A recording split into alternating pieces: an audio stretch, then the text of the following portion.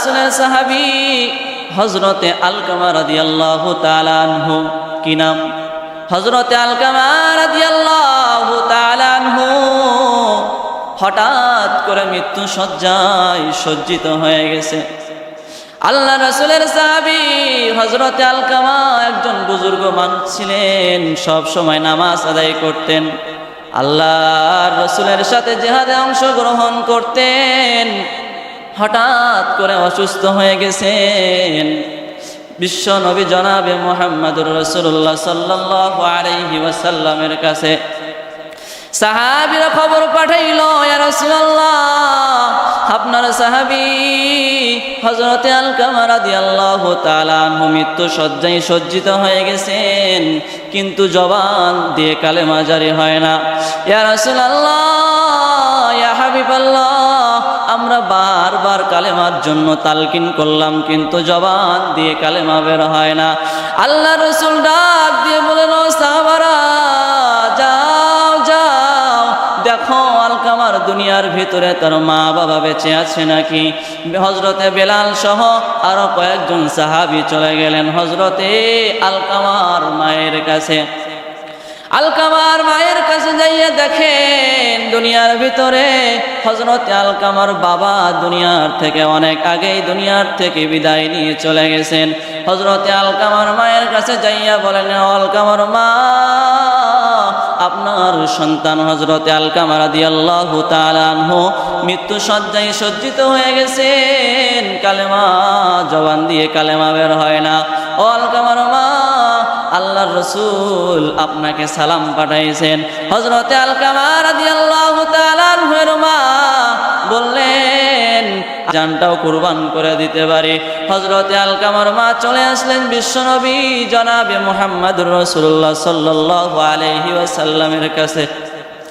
বিশ্বনবী ডাক দিয়ে বলেন, আলকামার মা, আম্মা জান, দুনিয়ার ভিতরে আমার মা নাই, আপনার সন্তান আলকামার জবান দিয়ে কালেমা বের হয় না।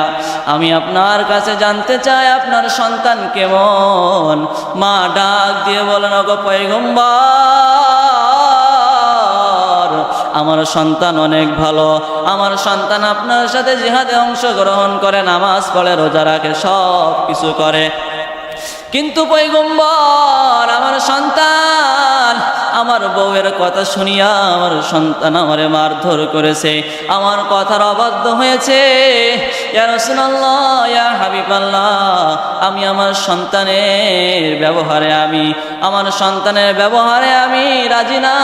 আমার সন্তান আমারে কষ্ট দিয়েছে, যার কারণে আমি তারে মাফ করব না। আল্লাহ রাসূল সাল্লাল্লাহু আলাইহি ওয়াসাল্লাম ডাক দিয়ে বলেন, ও সাহাবারা, যাও জঙ্গল থেকে কাঠ নিয়ে আসো, আলকামারে আগুনের মধ্যে জ্বালায়া দিব, আলকামারে আগুনের মধ্যে জ্বালায়া পোড়ায়া মারব, কারণ হযরতে আলকামার জবান দিয়ে তো কালেমা বের হবে না, সুতরাং সে জাহান্নামী, তাই দুনিয়ার ভেতরে তারে আগুন দিয়ে মারব। এই নবীজির এই কথা বলার পর হযরতে আলকামার মায়ের চক্ষু দিয়া পানি পড়া শুরু হয়ে গেল।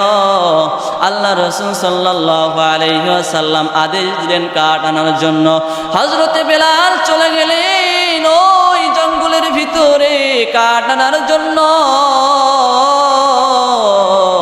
এদিকে হযরতে আলকামা রাদিয়াল্লাহু তাআলা আনহুর মা ডাক দিয়ে বললেন, ওগো পয়গম্বর, আমি আমার সন্তানকে ক্ষমা করে দিলাম, মাফ করে দিলাম, কারণ আমি আমার সন্তানের কষ্ট সহ্য করতে পারবো না, আমি আমার সন্তানের দুঃখ কষ্ট সহ্য করতে পারবো না, আমি আমার সন্তানের কষ্ট সহ্য করতে পারবো না গো পয়গম্বর। আমার সামনে আপনি আমার সন্তানকে মারবেন, আমার সামনে আপনি আমার সন্তানকে পোড়ায়া মারবেন, আমি মা এটা সহ্য করতে পারবো না। হযরতে বেলাল সহ সাহাবীরা চলে গেলেন হযরতে আলকামার কাছে। মা মুখের থেকে যখন বললেন আমি মাফ করে দিলাম, আলকামার জবান দিয়ে সাথে সাথে কালেমা বের হয়ে গেল। সুবহানাল্লাহ।